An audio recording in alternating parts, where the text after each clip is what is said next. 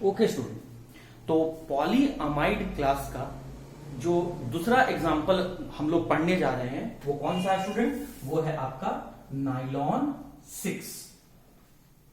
आप देख सकते हैं नाम में ही ऑन लगा हुआ है, मतलब ये एक पॉलीमर को बता रहा है और फिर उसके बाद एक नंबर लिखा हुआ है और ये नंबर बता रहा है उसके मोनोमर में, इस पॉलीमर के जो भी मोनोमर हैं उस मोनोमर में टोटल कितना कार्बन है? 6। तो मोनोमर के टोटल कार्बन को बताने के लिए ये नंबर हमने यूज किया है और ये इस 6 कार्बन के मोनोमर को लेकर जब हम पॉलीमर बनाएंगे तो वही पॉलीमर का नाम, उस वैसे ही पॉलीमर का नाम नाइलॉन 6 होगा। स्टूडेंट, ये बहुत इंपॉर्टेंट पॉलीमर है जो आपके एग्जाम में कई बार पूछा गया है। तो सबसे पहला पॉइंट सुनो, नाइलॉन 6 का दूसरा नाम होता है परलॉन। आपको ये सब जितना पॉइंट्स मैं बता रहा हूं वो सारा पॉइंट्स आप बिल्कुल याद करके रखिए और अगर आपको लगे तो आप अपने नोट्स कॉपी में नोट डाउन कर लीजिएगा। कोई डाउट होगा तो you are most welcome to share your doubts with me. तो स्टूडेंट, आप देख सकते हैं कि हमने एक पॉलीमर चूज किया। उस पॉलीमर को बनाने के लिए हम मोनोमर जो लेंगे उसमें 6 कार्बन होगा। इस पॉलीमर का नाम क्या है? परलॉन। तो सबसे पहले जब हम किसी पॉलीमर को स्टडी करेंगे तो उस पॉलीमर का मोनोमर्स क्या है हम पहले ये देखेंगे। आखिर कौन सा कंपाउंड लें कि ये पॉलीमर बन के आ जाए। और ये एग्जाम का सबसे इंपॉर्टेंट क्वेश्चन है कि नाइलॉन 6 का मोनोमर क्या है। तो देखो स्टूडेंट, सबसे फर्स्ट पॉइंट में हम क्या आ रहे हैं, इसके मोनोमर्स आ रहे हैं, ये को देख रहे हैं मोनोमर्स क्या है। तो ध्यान से देखिएगा मोनोमर्स। तो the monomers of nylon 6 is caprolactam. Very very important question. Caprolactam is the monomer of nylon 6। अब थोड़ा कैप्रोलैक्टम के बारे में स्टूडेंट देख लेते हैं। बहुत डिटेल हम लोग नहीं देखेंगे, हायर क्लास में जाके आप लोग देखिएगा। थोड़ा सा हम लोग आइडिया ले लेते हैं कैप्रोलैक्टम के बारे में। एक ऐसा कंपाउंड जिसमें टोटल 6 कार्बन है, 11 हाइड्रोजन है, 1 नाइट्रोजन का एटम है और 1 ऑक्सीजन का एटम है।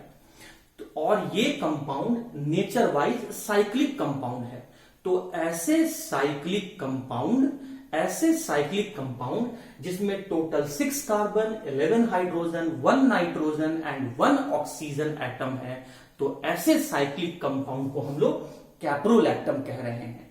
और आप देख रहे हैं स्टूडेंट कि ये जो साइक्लिक कंपाउंड है, इस साइक्लिक कंपाउंड में अलग अलग आपको एटम दिख रहे हैं। कार्बन के अलावा नाइट्रोजन और ऑक्सीजन एटम भी दिख रहा है। तो इसीलिए मैंने इस साइक्लिक कंपाउंड को हीट्रोसाइक्लिक कंपाउंड कहा है मैंने।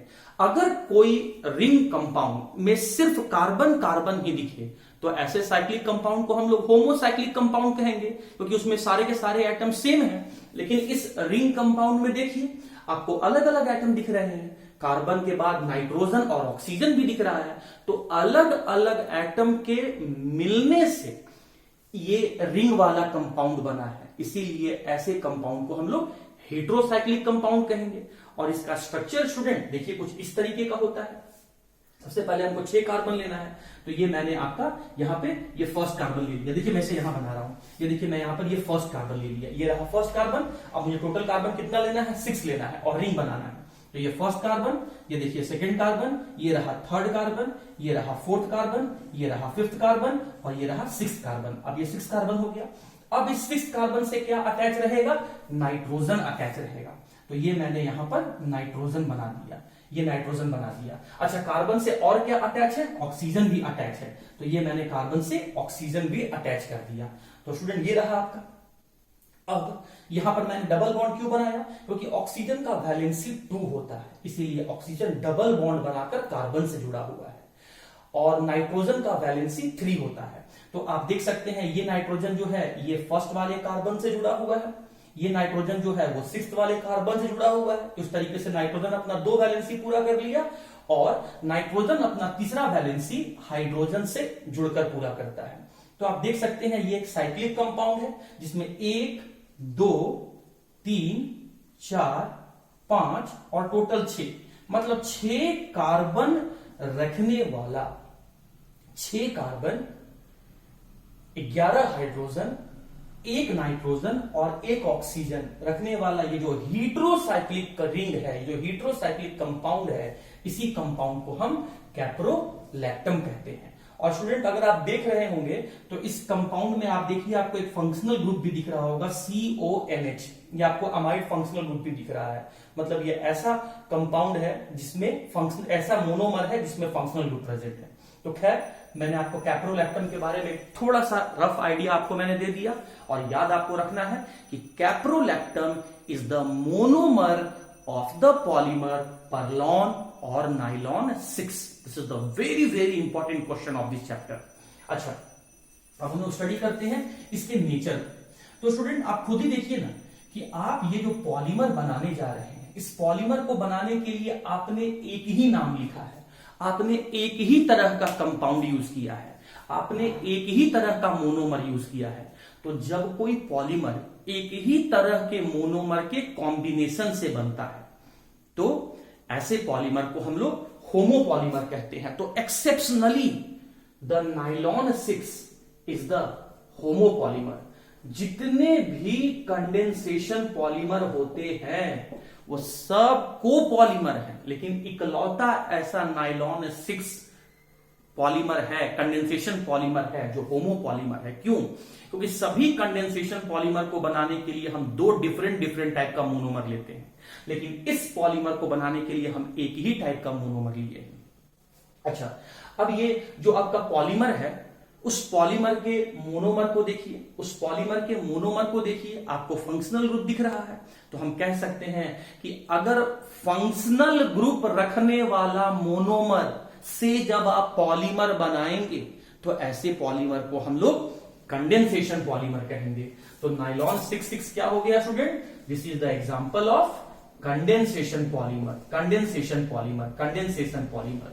तो आपको याद ये बात रखना है स्टूडेंट कि all the condensation polymer are copolymer, but exceptionally nylon 6 is the condensation polymer which is a homopolymer. Why? Because this polymer is formed from single type of monomer named as caprolactam. अब आया student इसका third point, इसका use, कि आखिर हम इस polymer को बना रहे हैं तो ह्यूमन बींग्स के लिए या ह्यूमन वेलफेयर के लिए क्या इसका यूज है। तो स्टूडेंट इस नाइलॉन 6 के हेल्प से हम लोग रोप्स बनाते हैं, टायर कोट्स बनाते हैं, टायर कोट्स, ऑटोमोबाइल टायर का कोट्स वगैरह बनाते हैं। उसके बाद हम लोग फैब्रिक्स, कपड़े वगैरह भी बनाते हैं, फैब्रिक्स कपड़े वगैरह भी बनाते हैं। तो ये रहा आपका नाइलॉन 6 का यूज। स्टूडेंट हर पॉइंट इसका इंपॉर्टेंट है, मैं बार बार बोल रहा हूं।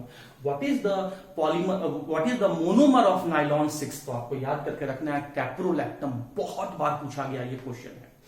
और दूसरी बात कि name a condensation polymer which is a homopolymer.